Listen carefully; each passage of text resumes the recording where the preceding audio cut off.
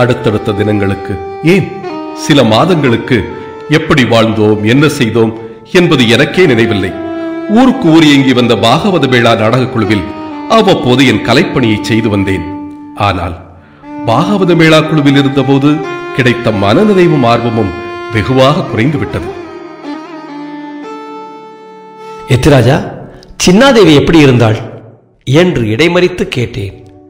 சக்கரவர்த்தி, என்னால் அவள் வாழ்க்கை நரகமாக்கிவிட்டது. உங்கள் நினைவை சிறிதும் மாற்றிக்கொள்ள அவள் தயாராயில்லை.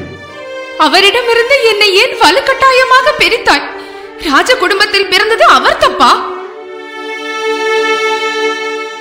என்ற 60 நாளிகையும் என்னை கேள்வி மேல் கேள்வியாக குடைவதும், தனிமையில் இருக்கும் போது கண்ணீர் விட்டு அழுவதுமாக இருந்தாள். விஜயநகர வட்டாரத்தில் இருக்கும் வரை அவள் மனம் மாறாது என்று தோன்றியது. கொஞ்ச நாளைக்கெல்லாம் இங்கே தமிழ் சீமைக்கு வந்துவிட்டேன். நம்மை காட்டிலும் சிறப்பாக சோழர்களும் பாண்டியர்களும் அருங்கலைகளை வளர்த்திருக்கிறார்கள். செல்லுமிடமெல்லாம் சங்கீதமும் சதங்கை ஒலியும் காதில் விழுந்து கொண்டிருந்தன. எங்கெல்லாமோ சுற்றிவிட்டு ஸ்ரீரங்கத்துக்கு வந்து சேர்ந்தோம். அதற்குள் எங்களுக்குள் இருந்த பாசப்பிணைப்பு அநேகமாக முறிந்துவிட்டது. நாங்கள் பேசிக்கொள்வது கூட குறைந்து போயிற்று. கேட்ட கேள்விக்கு பதில் சொல்வாள், அவ்வளவுதான். ஒரு நாள் நான் வெளியே போய்விட்டு திரும்புகையில் அவள் கையில் எதையோ வைத்துக் கொண்டு பார்ப்பதும், கண்ணில் ஒற்றிக்கொள்வதும், கண்ணீர் வடித்துக் கொண்டிருப்பதும் தெரிந்தது. கையில் என்ன வைத்திருக்கிறாள் என்று பார்த்தால் அது தங்களுடைய மோதிரம், ராஜமுத்திரை பொறித்த மோதிரம். அதுதானே? எத்திராஜன் ஆச்சரியத்துடன், ஆமாம், எப்படி தங்களுக்கு தெரியும்? தெரியாது, ஊகித்தேன். தலைநகருக்கு திரும்பிய ரொம்ப நாள் கழித்துதான் அது ஞாபகம் வந்தது. அன்று அப்பாஜி அனுப்பிய சேவர்களுடன் ஊர் திரும்பிய போது அந்த கல்யாண கோஷ்டிக்காக காட்டிய மோதிரத்தை அங்கேயே விட்டுவிட்டு வந்துவிட்டோமே என்று நினைத்துக் கொண்டேன். சின்னாதேவி அதை பொக்கிஷமாக எடுத்து வைத்திருப்பாள் என்று மனதை சமாதானப்படுத்திக் கொண்டேன். உயிரினும் மேலாக அதை பாதுகாத்து வைத்திருக்கிறாள் என்பதை நான் உணரவில்லை. அவ்வளவு காலமாகியும் தன் மனதை மாற்றிக்கொள்ளாமல் இருப்பதைக் கண்டு ஆத்திரம் தலைக்கேறியவனாக நான், சக்கரவர்த்தி மன்னிக்க வேண்டும். அதை அவளிடமிருந்து பறித்து எரிந்தாயாக்கும்? ஆமாம் சக்கரவர்த்தி என்று தலை குனிந்தபடி ஒப்புக்கொண்டான் எத்திராஜன். அது தெருவில் எங்கேயோ போய் விழுந்து விட்டது. நான் கோபத்துடன் உள்ளறைக்கு போய்விட்டேன். சின்னாதேவி விம்மி விம்மி அழுவது மட்டும் கேட்டுக்கொண்டே இருந்தது. கொஞ்ச நேரத்தில் அந்த சத்தம் நின்று விட்டது. ரொம்ப முரட்டுத்தனமாக நடந்து கொண்டு விட்டோம் என்று என் மனதுக்கு கஷ்டமாக இருந்தது. தங்கையை சமாதானப்படுத்தலாம் என்று வெளியே வந்து பார்த்தேன். திடீரென்றது, சின்னாதேவியை காணோம். எனக்கு கூட அவன் சொன்ன தகவல் திடீரென்றுதான் இருந்தது. பிறகு கூடத்தின் தரையில் என்னை தேட வேண்டாம் என்று கரிக்கட்டையால் எழுதி வைத்திருந்தாள். சக்கரவர்த்தி, எனக்கு அந்த வினாடி ஏற்பட்ட நடுக்கம், பீதி. வாசலுக்கு ஓடி அக்கம் பக்கத்தில் விசாரித்தேன். காவிரி நதியின் பக்கமாய் போனாள் என்று சிலர் சொன்னார்கள். பயம் வயிற்றை கலக்க காவிரி நோக்கி ஓடினேன். அப்போது காவிரியில் வெள்ளம் பெருக்கெடுத்து ஓடிக்கொண்டிருந்த சமயம். ஏடாகுடமாக ஏதாவது செய்து கொண்டிருப்பாளோ என்ற திகிலுடன் ஓடிய போது ஒரு மண்டபத்தில் பெரும் வெளிச்சத்துடன் கூட்டம் கூடியிருந்ததை கண்டேன். அரண்டவன் கண்ணுக்கு இருண்டதெல்லாம் பேய் அல்லவா? அருகில் போய் பார்த்தபோது அது ஒரு நாட்டிய நிகழ்ச்சி நடந்து கொண்டிருப்பதை மட்டும் கண்டேன். மறுபடியும் காவிரியை நோக்கி ஓட திரும்பிய போது அங்கே சின்னாதேவியை பார்த்தேன். அவளா ஆடிக்கொண்டிருந்தாள்? இல்லை, வேறொரு பெண் நாட்டியமாடிக்கொண்டிருந்தாள். மேடையின் ஓரமாக அவளைச் சேர்ந்தவர்கள் உட்கார்ந்து வாத்தியங்களின் துணையோடு பாடிக்கொண்டிருந்தார்கள். அது எங்கள் பாகவத மேளா குழுவினரின் நாட்டிய வகை அல்ல. சதுர் என்றும் பரதநாட்டியம் என்றும் சொன்னார்கள். அதை பார்த்தபடி மண்டபத்தில் ஒரு தூணை பிடித்துக் கொண்டு நின்றிருந்தாள் சின்னாதேவி. நான் மிக பக்கத்தில் போய் நின்றபோது கூட என்னை கவனிக்காமல் அந்த நாட்டியத்தையே கண்கொட்டாமல் ஆர்வத்துடன் கவனித்துக் கொண்டிருந்தாள். மெதுவாய் சின்னாதேவி என்று கூப்பிட்டு அவள் கையை தொட்ட பிறகுதான் திடுக்கிட்டு விழித்துக் கொண்டு என்னை கவனித்தாள். வெளியே போகலாம் வா என்று சைகையில் அழைத்தேன். இருங்கள், இது முடியட்டும். அந்த நாட்டிய நிகழ்ச்சி முடிந்தபோது நள்ளிரவாகிவிட்டது. என்னுடன் மௌனமாக வீடு திரும்பினாள். வீட்டுக்குள் வந்தவுடன், என்னை மன்னியுங்கள் என்று சொல்லி என்னை கட்டிக்கொண்டு அழுது விட்டாள். எத்திராஜன் என்னமோ தொடர்பு கெடாமல் தான் சொல்லிக் கொண்டு வந்தான். ஆனால் எனக்குத்தான் கொஞ்சம் விளங்கவில்லை. அந்த நாட்டிய நிகழ்ச்சியை பார்ப்பதற்காகவா என்னை தேட வேண்டாம் என்று எழுதி வைத்துவிட்டு போனாள்?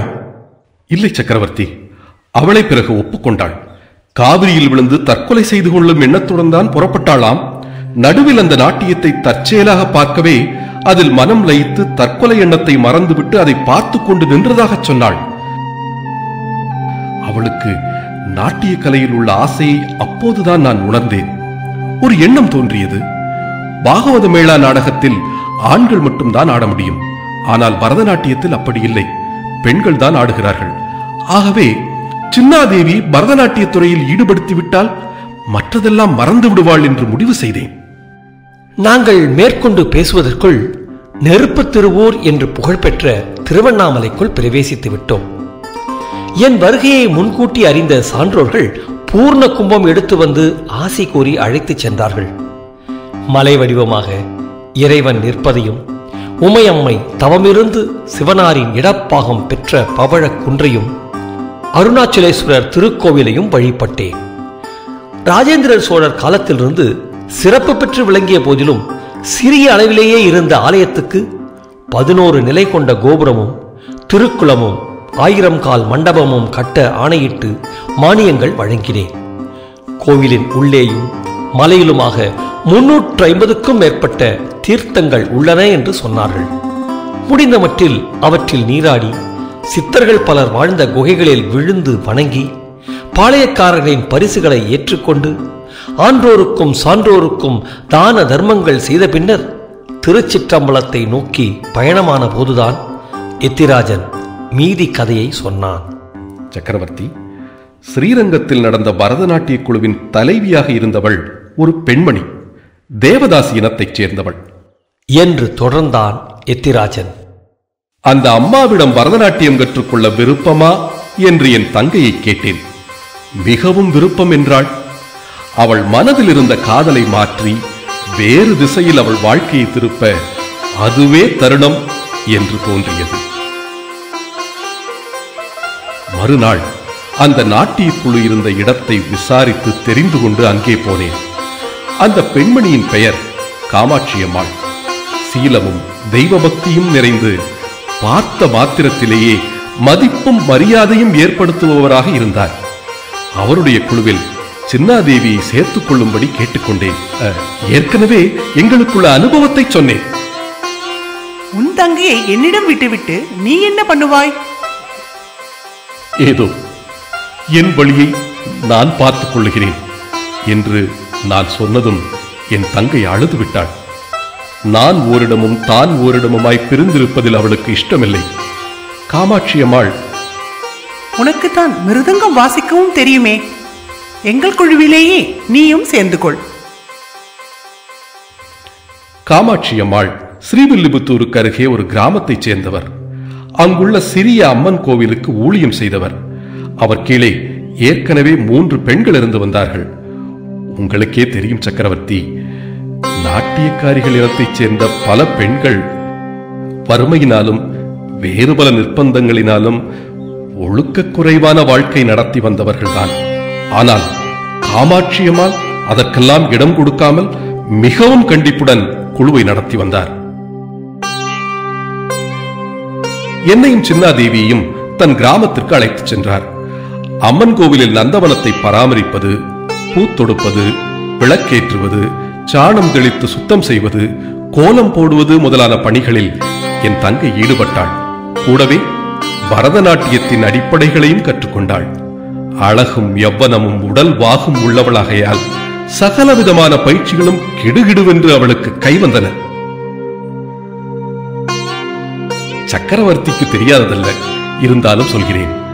பாகவத மேளாவில் மிகையான முகபாவம் இருக்கும். பாமரர்களுக்கு விளங்கக்கூடியதாய் புராண கதை இருக்கும். பரதநாட்டியம் அப்படியல்ல. அபிநயமும் முத்திரையும் முக்கியம். அவற்றின் மூலம் ஒரு பாட்டின் பொருளை நயமாக வெளிப்படுத்த வேண்டும். ஆகவே சின்னாதேவி அடவு வகைகளும் முத்திரைகளும் அபிநயமும் கற்றுக்கொண்டாள். இனிமேல் அவளுடைய வாழ்க்கை நாட்டிய கலையுடன் இரண்டர கலந்துவிடும் என்று நம்பினேன். அண்டை அயலில் உள்ள பல ஊர்களுக்கு போய் நாட்டிய நிகழ்ச்சிகள் நடத்த வேண்டும் என்று காமாட்சி அம்மாள் சொல்லிக் கொண்டிருந்தார். ஆனால் திடீரென்று ஒரு நாள் அவர் நோய்வாய்ப்பட்டு படுத்த படுக்கையாகிவிட்டதால் எந்த ஊருக்கும் போக முடியவில்லை. அந்த கிராமத்திலேயே தங்க வேண்டியதாயிற்று.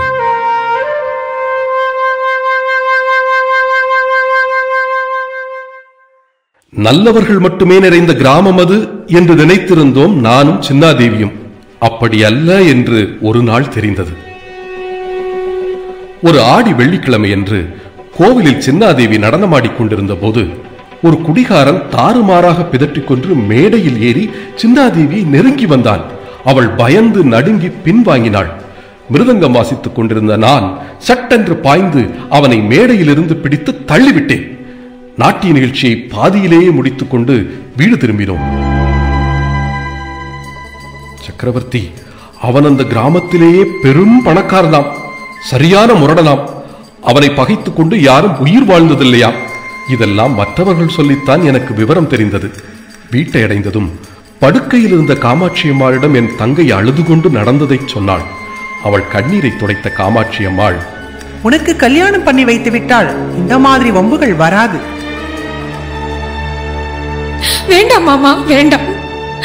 எனக்கு எந்த கல்யாணமும் வேண்டாம். நான் மனசால் ஒருவரை வரித்து விட்டேன். அவரை தவிர வேறு யாரையும் மணக்க மாட்டேன். என்ன வந்தாலும் சரி. கவலைப்படாதே, நீ நினைக்கிற மாதிரியான கல்யாணம் அல்ல இது.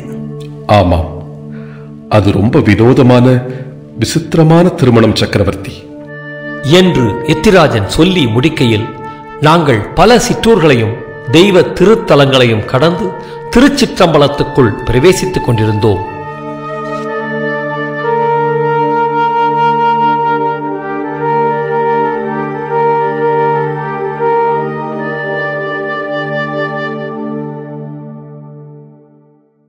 சோ இந்த சேனல் உங்களுக்கு பிடிச்சிருக்குன்னா லைக் பண்ணுங்க, கமெண்ட் பண்ணுங்க, ஷேர் பண்ணுங்க, சப்ஸ்கிரைப் பண்ணுங்க. அப்படியே பக்கத்தில் இருக்கிற இந்த பெல் ஐக்கானை கிளிக் பண்ணுங்க. ஓகே, ஒளி புத்தகங்கள் மட்டுமில்ல, சிறந்த கதைகள் வீடியோ பிலிமாகவும் நிறைய நாடகங்கள் தியேட்டர் பிளேயாகவும் இந்த சேனல்ல வரப்போகுது. இந்த சேனல்ல நீங்க பார்க்கிற யூடியூப் சேனல்ல நீங்க பார்க்கிற பகுதிகள் உங்களுக்கு பிடிச்சிருந்தா என்ன தொடர்பு கொண்டு என் கூட பேசலாம். என்னுடைய மொபைல் நம்பர் 9841153973. இதுக்கு மேல இவ்வளவு ப்ரோக்ராம் நாங்க செய்யறோம் இல்லையா, இதுக்கு ஏராளமான பொருள் தேவைப்படுது, பொருட்செலவு இருக்கும். ஆனால் நீங்க இதுக்கு ஏதாவது கான்ட்ரிபியூட் பண்ண விரும்பினீங்கன்னா என்னுடைய ஜிபே நம்பர் 9841153973. எனக்கு என்னுடைய வாட்ஸ்அப் நம்பர்ல ஒரு சின்ன இன்டிமேஷன் கொடுத்துட்டு நீங்க உங்களுடைய நீங்க கொடுக்கிற ஃபண்டை எனக்கு அனுப்பலாம்.